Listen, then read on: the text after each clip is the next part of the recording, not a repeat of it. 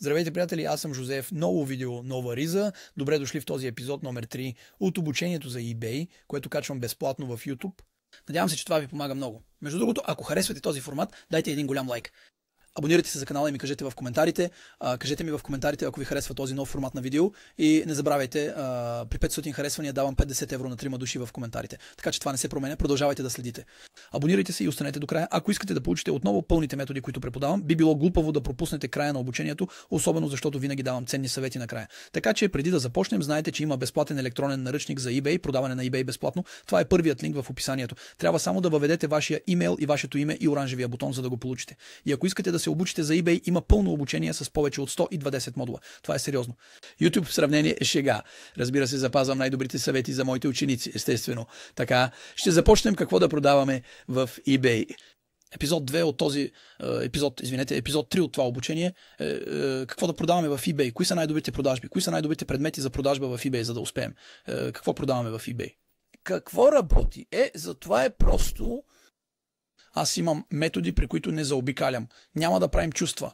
Няма да казваме, но аз обожавам това, продавам това. Изобщо не. Когато искате да продавате някъде и да генерирате пари, трябва да се основавате директно на това, което хората вече купуват. Така че, ако някой вече купува, не знам, таблети, трябва да продавате таблети. Ако хората купуват много телефони, трябва да продавате телефони. Най-важното е да продавате това, което върви.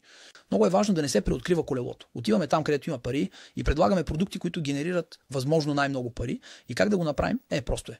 Ще ви покажа точно как да разберете къде са парите и какво да продавате в eBay. Съвсем просто. Ще видите, ще ви покажа това бързо на моя компютър. Ето ни, първият метод вече, за да разберете какво се продава много в eBay, така че можете да се внедрите в ниша, която това е категория продукти, която се продава много. Отивате в Бонплан. Аз отивам директно на eBay. Виждате, че съм на eBay CFR, отивам в Бонплан и гледам какво е на преден план. На преден план обикновено са продуктите, които са на промоция или тези, които вече са направили големи продажби. Затова eBay ги поставя на преден план. Аз гледам добре в Бонплан Tendance, виждате ли? И всички продукти, обикновено, които имат малка червена линия. Побързайте, виждате, че този стол, ако пише, добре, понякога има бъгове, това се случва. Ето, ако пише побързайте, значи това се продава добре. Ето 3 продадени за 24 часа, така че знаете, че вече този човек го продава. След това нищо не ви пречи отново да кликнете на неговия магазин и да видите какво продава, как успява, какво продава. Ето един стол, офис стол. Между другото, той е малко като моя, почти. Това прилича на него. 50 лева, разбирам, доставка за 2 дни. Ето защо той продава. Това наистина не е зле. Не е зле изобщо и мисля, че испанец е дал окасионес. Това е испанец, който се справя отлично. Добре, има наличности в Нарбон, но се справя отлично. Той се справя много, много добре. Така че, ето това може да бъде идея. Още веднъж за предмети за продажба. В добрите планове за тенденции ще намерите много такива идеи, много идеи. Оставям ви да разгледате, няма да ги направя всички. Виждате, още веднъж там, където пише. Побързайте, това е едно добро нещо.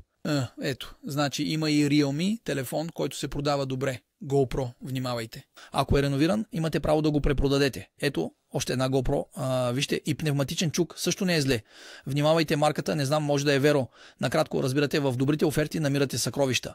Също така намирате съкровища и по-надолу, когато слизате. Ето, например, продължавате да слизате, ще намерите доста съкровища. Още веднъж телефоните вървят страхотно, резачките вървят страхотно. Ето, общо взето, за да знаете, ето батериите, аз вече съм говорил за това в предишно видео.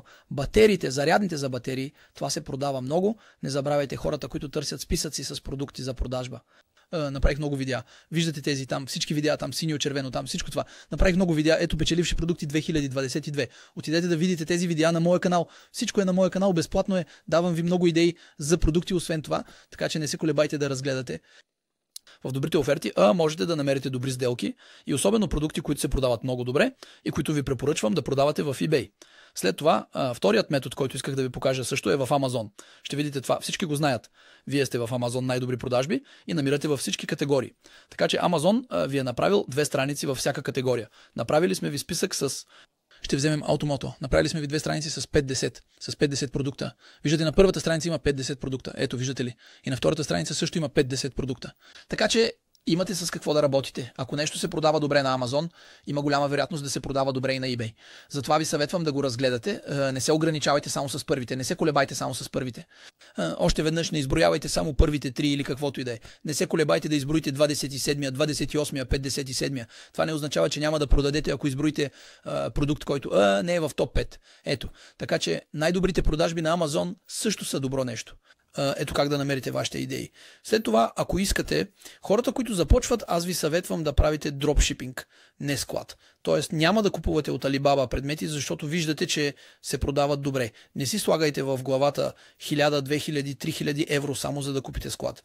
Съветвам ви да започнете с дропшипинг. Тоест, ще видим това в епизод 7, стратегиите и така нататък.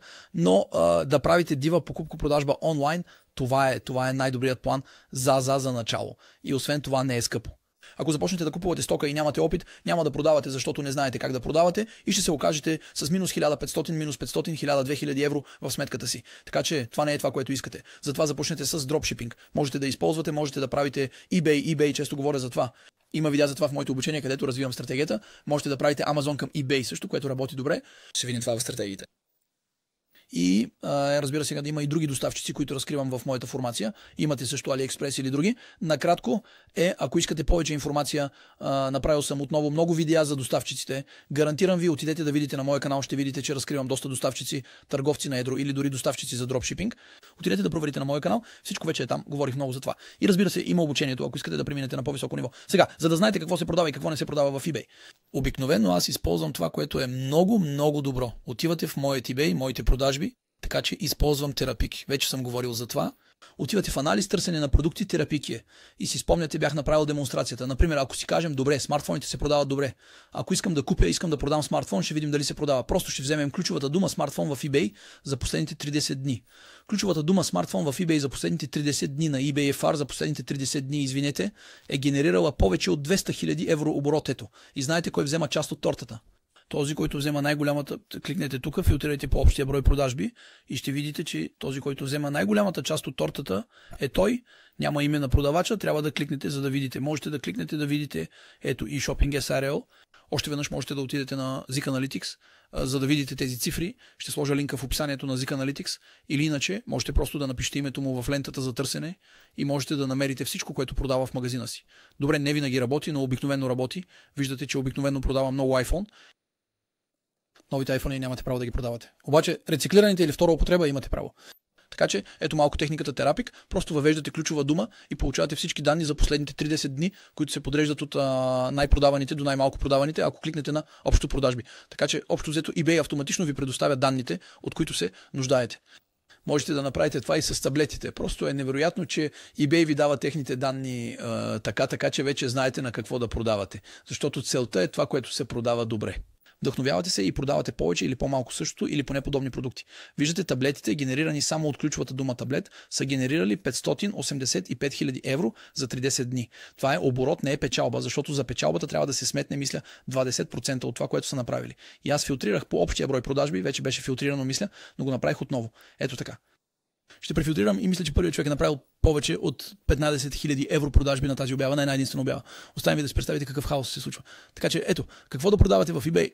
Имате техниката на eBay чрез добрите оферти, имате терапевтичната техника на eBay, имате и техниката на Amazon, така че ето как да намерите продукти, които се продават добре на eBay и как след това просто да ги пуснете за продажба на eBay. Още веднъж ви съветвам в началото да използвате дропшипинг, за да избегнете твърде много разходи. От самото начало това не е това, което искаме. Целта е да печелим пари, а не да ги губим. Така че ето. Надявам се, че сте се насладили на това видео. Преди да си тръгнете, не забравяйте да изтеглите безплатния електронен наръчник. Това е първият линк в описанието. След това имате обучението за eBay Dropshipping, което е на следващо ниво. Просто е огромно. 122 модула. Вижте го.